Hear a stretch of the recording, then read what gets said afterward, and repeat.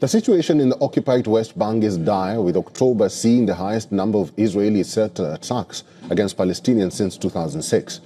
The United Nations Office for Humanitarian Affairs has documented 264 Israeli settler attacks against Palestinians living in occupied West Bank in the month of October alone, which resulted in casualties, property damage, or both, averaging 8 attacks per day.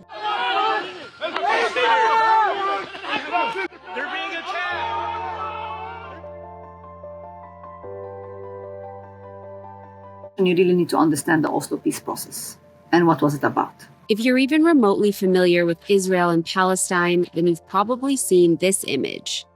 It was the handshake of the century. A handshake that symbolized the end, or at least the beginning of the end, of a decades-long conflict. We bid them shalom, salam, peace. In which Israel, for the first time, recognized the existence of the Palestinian people and recognized the PLO as the representative of the Palestinians. So also was about trading recognition.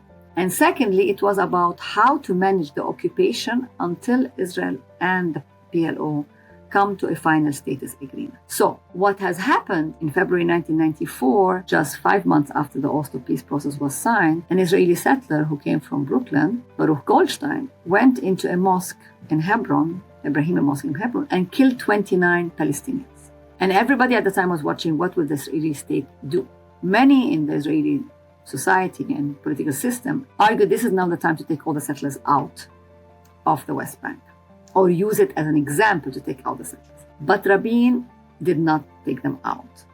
And that signaled to the Palestinian resistance, especially Hamas, that Israel is not serious about the Oslo peace process. What has happened is that Israel moved nearly 130,000 settlers to the West Bank in the first 7 years of peace process between 1993 and 2000.